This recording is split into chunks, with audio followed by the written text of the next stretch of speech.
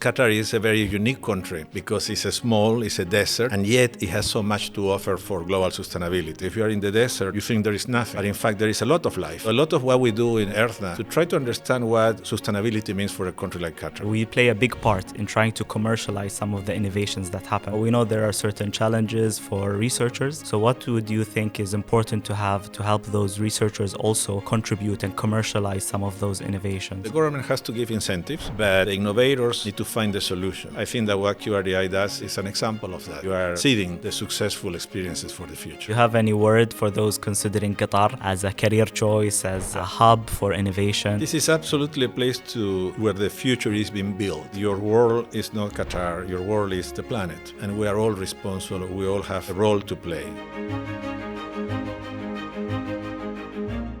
In today's episode of Meet the Expert, presented by QRDI Council, we're happy to host Dr. Gonzalo Castro de la Mata, who is Executive Director of Earthna Policy Center. It's, of course, a think tank in QF, responsible for leading policy, innovation, and sustainability for Qatar and also globally. Dr. Gonzalo, thank you so much for joining us. Can you tell us a bit about yourself and your journey, coming all the way from Peru as a biologist to Qatar? How did that happen? And can you tell us about your expertise? Thank you so much for this opportunity. It's great to be here. It's great to be in Qatar. I've been here 4 years. And as you said, I was born in Peru. And since early age, I really love biology. And I was concerned about the health of the planet. So I decided to study ecology. I studied in the United States. I did my PhD. And my career has been throughout the world, primarily working with international institutions like the World Bank and international NGOs, always focusing on the environment, whether it's climate change, biodiversity, water, but always around those issues. So coming to Qatar 4 years ago was really interesting because, of course, Qatar is a very unique country because it's a small, it's a desert, and yet it has so much to offer for global sustainability. So leading Earthna and building Earthna has been a wonderful experience for me professionally. Amazing. So Earthna, what type of activities do you guys run? What do you focus on? What is it about for the average viewer? Yeah, that's a good question. We're a think tank, but when you look at other think tanks around the world, you always think about forests and water and soils and agriculture.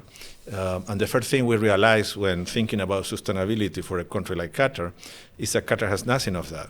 So it doesn't rain, or rains very rarely. It doesn't have water. It doesn't have much agriculture. But it doesn't mean that its biodiversity and environment is not important, quite the contrary. I think that the ecosystems of Qatar show an amazing resilience. For example, if you are in the desert, you think there is nothing. But in fact, there is a lot of life, and the life is in the form of seeds. And when it rains, which is very rare, all of those plants come up, they live for 2 weeks, they flower, and then the seed goes back on the ground. And that means that the desert is really alive, but we don't know that. So a lot of what we do in Earthna has been to try to understand what sustainability means for a country like Qatar. And our ambition is not just to focus on Qatar, but to focus on countries that are very similar, hot and arid environments. So we increasingly are influencing policies, not just within Qatar, but also in the countries of the region, in the GCC and the MENA region more broadly. Mm-hmm. What sort of activities do you run in the ecosystem, and what partners do you work with in helping achieving sustainability? We have 3 main ways of working. The first one is with policy development. We use the research that occurs in Qatar Foundation, because Qatar Foundation, of course, is a very large conglomerate of more than 50 institutions. There are universities, research centers, we have QRDI in the campus, and there is a lot of knowledge and data related to sustainability that is created. So what we do is we try to translate that into policy action, working very closely with the government. So that's one thing we do. The second thing is what we call test bedding, which is using the Education City campus as an experimental place. So, for example, we have a green roof where we're studying what are the temperature, the humidity, the biodiversity in a green roof. We are also installing with Kiri air quality monitors throughout the campus, and other things like that to understand. We're also measuring the carbon impact of the education city. So we use it as an experimental base to develop policies. And then the third thing we do is what we call advocacy and communications, which is really going out to the public at large to explain why sustainability is important. We have three main events that we run each year. The Qatar Sustainability Week is going to start the first week in November, so 2 weeks from now. Last year, we had 500 events around Qatar Sustainability Week. It shows how important it is, sustainability, for the public at large. The second one is the Qatar National Dialogue on Climate Change, which is by invitation, and we bring in the stakeholders to talk about climate change, whether it's government, private sector, academia, experts, to discuss climate change issues related to Qatar. And then the third major event, which is only every 2 years, is the Earthna Summit. Where last Earthna Summit was last April, and we had more than 2,000 participants from more than 100 countries, and we had an amazing array of people. We had the first minister of Bangladesh, Mohammed Yunus. We had actors like Idris Elba, and we had lots of experts, and it was really interesting. The previous Earthna Summit 2 years ago, we actually had the late Jane Goodall, who is the expert in chimpanzees, that she came here and she was so inspirationally. Unfortunately, she passed away last month, but we were lucky enough to have her with us in Doha. That's amazing. So do you feel like sustainability, when you work with large corporates or some industry that are hesitant to invest in this space, do you still feel that there are some that take it as a buzzword, or do you feel like everybody is starting to step up with their own contributions? No, I think that everybody is serious about it. I think that people understand it. I think the challenge is, what can everybody do about it? So you could be very much aware, like if you watch the news on TV, you tend to become overwhelmed. The climate change is inevitable, biodiversity loss is inevitable, we're killing the planet. So then you throw your arms up and say, there's nothing I can do. But that's not true. We can all do something about it. Every person has a responsibility. So for example, with Qatar Sustainability Week, we give a space to everybody to do something and to show that you can contribute to making this a better planet. For example, in Qatar Sustainability Week, a school can organize a trip to the beach to pick up trash, or somewhere else to plant trees. Or maybe a bank does a series of seminars on sustainability, or campaigns for recycling, and etc. And that means that we all have a role to play. So I think the gap is between the awareness and what can I do about it. And I think a lot of what Earthna does has to do with that. Do you think the individual listening, sitting at home, also has a part to play, the citizen of? Yes, we all do. Something as simple as turning your lights off when you're not in a room, making sure that you close your water when you are not using it, and little things like that, recycling. It adds up. It really adds up to more action. Fantastic. So we work with a lot of innovation enablers like the startups and the SMEs, and we also always try to encourage, sustainability in what they do in order to support those priority sectors. So what do you feel like SMEs and startups have to play as a role when it comes to sustainability? I think they have a critical role. And I've been in this space for 30 years, and it is a little bit frustrating to see that there is still a gap in terms of the solutions. For example, when you look at climate change and you look at the curves of emissions, and the temperature continues to go up, and the sea level rise continues to go up, and the glaciers start to disappear, and the trend continues, and the problem is that we really don't have the technologies to reduce emissions and still grow economically. We have made a lot of advances in terms of photovoltaics, in terms of wind, and here Qatar is leading by really expanding the photovoltaic capacity quite a bit, which is great. But it's not enough. We don't have yet the technologies, for example, to carbon capture and store or use it at cost. We don't have the technologies for storing energy in batteries.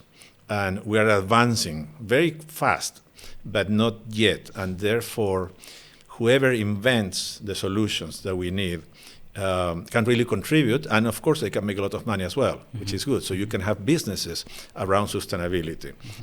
If you look at China, most of the industry of China tends to be green. They are really doing a lot for electric cars. The electric cars, the cheapest everywhere, they're Chinese. Same with the batteries, the same with the photovoltaics. And the more that grows, then the more the price goes down, and these technologies can compete. So there are lots of opportunities for entrepreneurs, for innovation, for the things that QRDI does, to invest in this space and to help find better solutions. Do you think the policymakers have a role in this, in giving more incentives, more funding, or is that accessible and it's down to the entrepreneur? No, it's both. It's both. I think Qatar has a very strong legal framework for sustainability and for development. Qatar National Vision 2030. Then there is, of course, the climate change strategy. There is now a biodiversity strategy that is going to be approved soon. So the Qatar's legal framework is aligned with international standards, and that provides the enabling environment for then the solutions and the people and entrepreneurs to come in and play their role. Do you think, speaking or looking at the trend of global innovations and sustainability, do you think it's feasible for those startups and those corporates to do, or is it still government-driven agenda, or can it be both? I think, again, it's both. The government has to give incentives. The government has the legal framework, but the innovators need to find the solutions. For example, water. Can we use water more efficiently? Is there an invention somewhere there to make us use the water more efficiently? Desalination, can it be made cheaper? Electric transportation, the batteries, I think, is an area where innovation needs to occur as well. But there are very nice, and there is reason space for optimism. When you look at this, right? 20 years ago, we didn't have this. 20 years ago, the email was just starting. And the internet, you went on the internet, and there was no content. It was empty. You will go to a page, and there was nothing. Today, with this, you can do anything you want. You can reserve a plane ticket. You can get a taxi to take you to the airport, reserve your hotel, pay for the hotel, come back, watch TV. You can do everything, but this didn't exist 20 years ago. And this is the result of innovation. Slow steps at a time until we finally something, a tool that we need. And I think that when it comes to sustainability, that's where the solutions are going to come from. Are you excited about what's going to come to Qatar in terms of those innovations and opportunities? And do you see what you're aiming for, outcomes from it already on the ground? I don't think things need to come to Qatar. I think Qatar can invent. I think that Qatar has invested in human resources, like what we do in Qatar Foundation is to develop this huge pool of human resources and capacity, that it is that environment that should produce a solution. So there are opportunities for that. Fantastic. And for the researchers out there, we play a big part in trying to commercialize some of the innovations that happen. But we know there are certain challenges for researchers. One of them, building a startup, building the team. So what would you think is important to have to help those researchers also contribute and commercialize some of those innovations? Yeah, I think that Qatar is a young country, so it is in the early stages of developing these innovations. As this matures, there will be more opportunities for commercial applications of some of these innovations. I think it's important to be open to the world, to have fairs, to have opportunities for the innovators to present what they are doing, to connect them with others that have more experience. So there are lots of things that can be done in that space. So we look at a lot of global experts in Qatar, and we're lucky to have that also to help create a more competitive economy. What do you think is important for Qatar to attract more talent in various spaces like sustainability? What is helping to attract sustainable? I think the infrastructure that has been built, I don't mean the physical infrastructure, the roads and all of that. I mean the academic infrastructure is a really good is a really fertile ground for attracting talent, because you are not coming to a place where you are just starting with some institutions or universities. You already have world-class universities and research institutes here where global talent can come and immediately come and start operating. So I think that has been a very good first step to create that infrastructure to attract talent to Qatar. So as an individual, your own journey of coming to Qatar, as a non-Arabic maybe speaker, how was that journey? Was it easy to start off, and what was your experience? It was very easy. It was very easy. I think there is so much interest in sustainability, so much support. People are wonderful, of course, but I must say that learning Arabic is not very easy.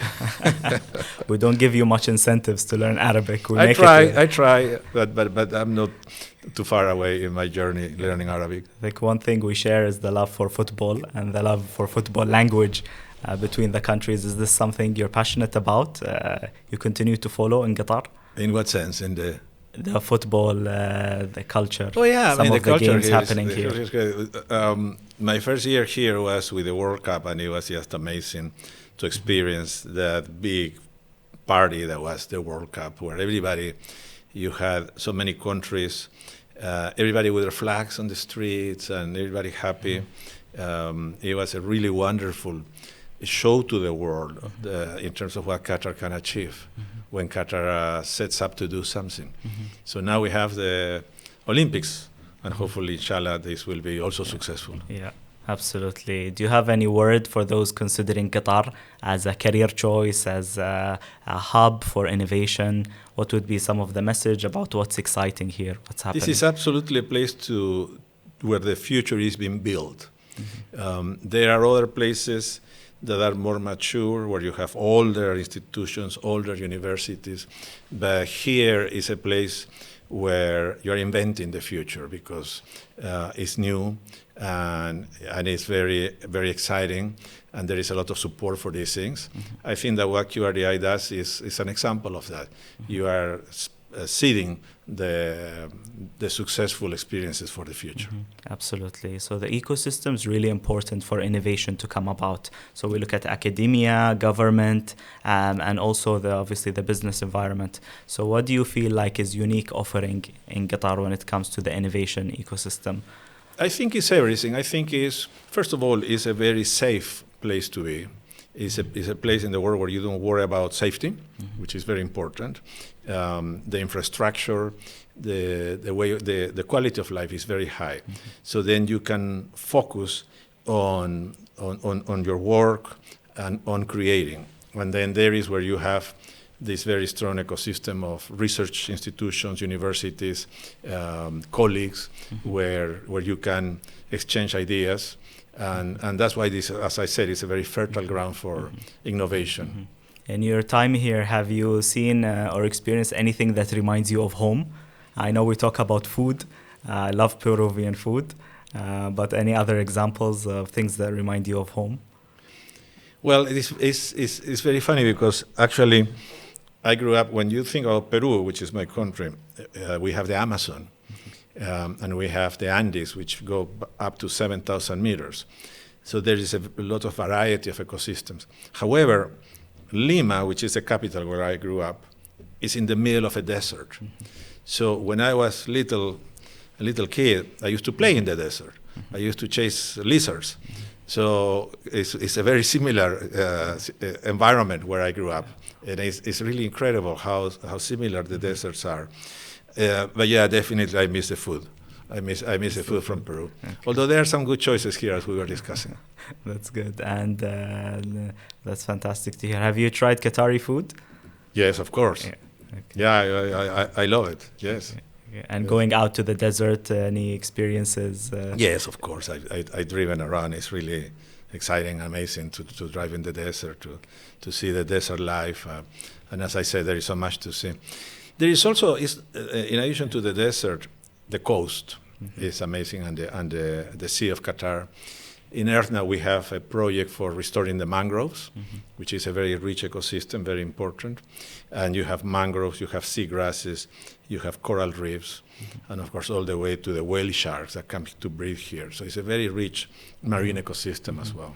Throughout history, has there been actual scientific also support and research to enhance our ecology, or is this something that's developed over time in Qatar? Yeah, it's less developed than in other parts of the world. So there is some scientific exploration to the ecology of Qatar and the oceans and all of that, but it's relatively new. I think there is a lot to do in that regard, to do more research. I think the industry has done a lot because of the interaction between the gas industry, hydrocarbon industry, and the marine environment. They have invested a lot in research. And then we have also compiled the scientific information regarding ecosystems in Qatar, and we're about to publish a major book about the ecology of Qatar that is going to be the state of the art, what is known about the Qatari ecology and biodiversity. That hopefully is coming out early next year. Any specific project that you think you found inspiring or interesting in some of these ecology projects from this book? We've done quite a few innovative research that goes against what people think about Qatar. For example, when you talk about sustainability, we have applied a World Bank methodology to measure, to define what sustainability means for Qatar. And what you have is what we call pockets of wealth. You have the hydrocarbons, you have human capital, you have infrastructure, you have investments. And we have measured this. There is a publication we put out early this year. And what you see is that Qatar has been successful in turning the hydrocarbon wealth into human capital, infrastructure, and investment. So you move this capital into pockets that can grow into the future. Investing in human capital is the smartest thing you can do. And having good infrastructure as well is important. So I think that Qatar has a strategy to build the future instead of wasting your resources. And I think that's very, very important. That's one of the things we've done that I think is new. The second very interesting thing is people think about Qatar as an exporter of gas and hydrocarbons, and people can say, oh, you are ruining the atmosphere. So what we've done is we measured the exports of LNG from Qatar for the last 20 years. Most of those exports have gone to countries like China, Japan, South Korea, and these are countries that use a lot of coal to power their economies. But gas emits half the CO2 when you compare with coal. And as a result, when this gas comes into these countries, you reduce the emissions because you are no longer burning coal. And we aggregated all of that. And in the last 20 years, the world has emitted 600 million tons less CO2 thanks to the exports. So I think it's very important for Qatar and Qataris to feel proud that these exports have actually reduced emissions from the world and are contributing to fighting global warming. And I think that's very important because gas has a very strong role to play in the energy transition. We cannot go straight from where we are to 100% photovoltaics or wind. It's not possible. There has to be a pathway. And gas is that bridge that will bring us there. So that's amazing to hear about the energy mix and how important gas is to help us to move to a sustainable future. Absolutely. It's something we tend to pocket in fossil fuels, thinking of them all as the same thing. As the same, which they are not, of course. And of course, Qatar focuses mainly on LNG, and that's really inspiring to hear. Are you excited about future innovations in clean tech, whether it's from the region or for the region, that can have wider applications?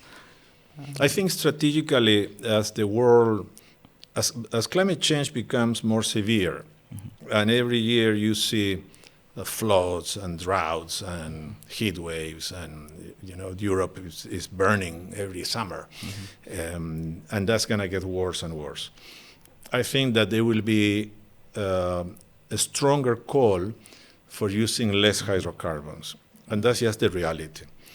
And I think that there is an opportunity to think of ways to turn the gas, for example, into hydrogen, capturing the CO2, to see how you can continue exploiting your resources in a way that is more environmentally friendly. And there is still time to invest into those technologies and opportunities. So strategically, I would suggest that that's really an area where there is a lot of opportunity, a strategic opportunity for the country.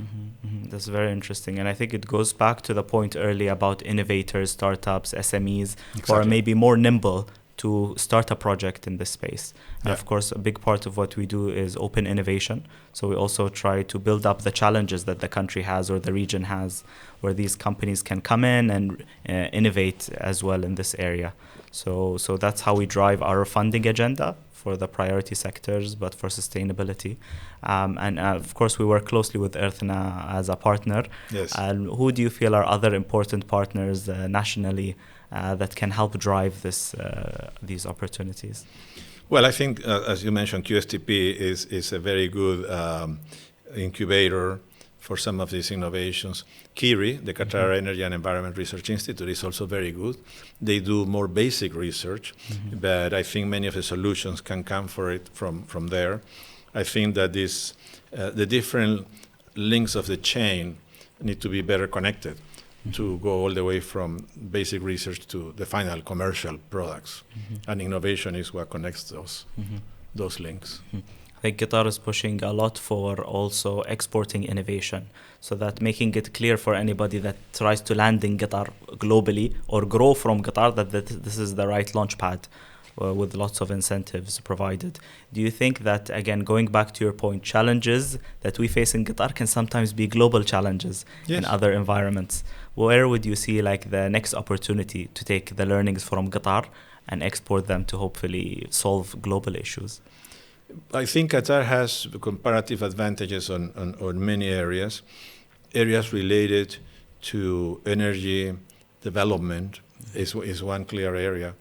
Qatar's gas industry is the cleanest in the world. It's new, and you don't have the problems of major methane leaks, for example, methane is a very strong greenhouse gas. So that's an area where Qatar has developed a very clean industry. Another area is the coexistence between the gas industry and the marine environment. There has been a lot of experiences and investments where, for example, the offshore structures can actually serve as ecosystems and for coral reefs and other things, and that's also very important to keep in mind. In terms of the development of technologies that are appropriate for this climate, which is very hot, and it's not very friendly, especially when there is a lot of sandstorms. So Qatar has studied the optimal way for photovoltaics to produce in this environment. You will think the dirt comes on top, and so there is a lot of experience in terms of how to optimize the use of photovoltaics. And I can give you many of those examples where Qataris and researchers here focus on solving local problems, not necessarily somebody else's problems, but first to learn about your own local problems, your own local challenges. Desalination of water, also more and more. Using of TSC, treated sewer effluent. In many places here in Doha now, and in Education City, 98% of the landscaping is done with treated sewer effluent, which is very, very clean. But you don't have to use desalinated water to do that, which is very expensive and is using a lot of energy. And the same for the cooling towers. In Education City, we're using now 100% or 99% of the cooling water for using TSC as well, the treated sewer effluent. So all of these are innovations that have been developed as a response to real local challenges, and others can learn from this. One very exciting initiative that we have launched is what we call the the desert is an alliance for cities in dry ecosystems to learn from each other. And we brought in mayors, with the mayor of Lima, and what we're going to do is to provide a platform so that technical people from these desert cities can come to Doha and vice versa and learn how different cities solve the similar problems. How do you solve the water challenge in a desert? The dust, the air quality, the traffic, and the different things that can make a city more livable. And you have really wonderful experiences here, like Musharraf, that has been developed as a sustainable city. So there is so much Qatar can show to the world. I'm inspired by what you said about the individual at home being more aware and also playing their part to be more sustainable. Yes. So when it comes to solar or the daily practices, what do you encourage us to go out and be aware of new things? Well, there is something everybody can do 2 weeks from now with Qatar Sustainability Week, where you go on the website and there is the platform and lots of examples of things you can get involved with. You can volunteer, again, whether it's recycling, planting trees, going to the beach to pick up trash, attending seminars. There is a lot.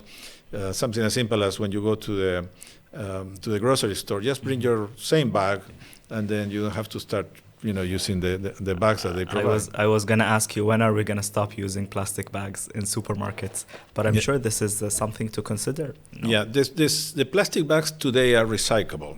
They are biodegradable, which is good, right? But there is already the next challenge is the plastic. It's called PET, which is the plastic that is used in most places.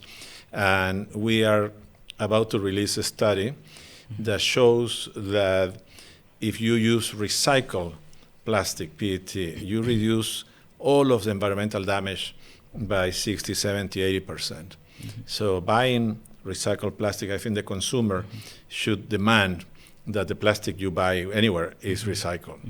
And it's the same quality. You can recycle plastic 8 times and it's still the same quality. And this is a step. Do you see any of the supermarkets doing in Doha that they're recycling the same plastic? We're starting a campaign with the Ministry of Environment and Climate Change with some data to encourage that. But it's not just the supermarkets, it's the consumer, because if the consumer demands, they're going to have to do it. It goes both ways. Yeah, absolutely. And when we travel and see other examples, we're anxious to see the same thing happening in Doha. Yes, of course. Yeah, fantastic. Thank you so much, Doctor.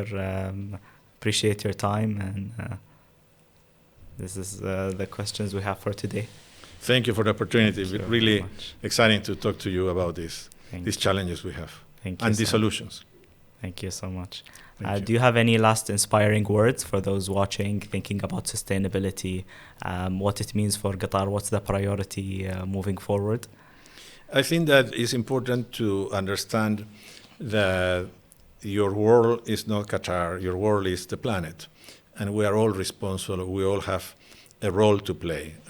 No matter how little you think what you're doing is important, we all have a role to play. That's very critical.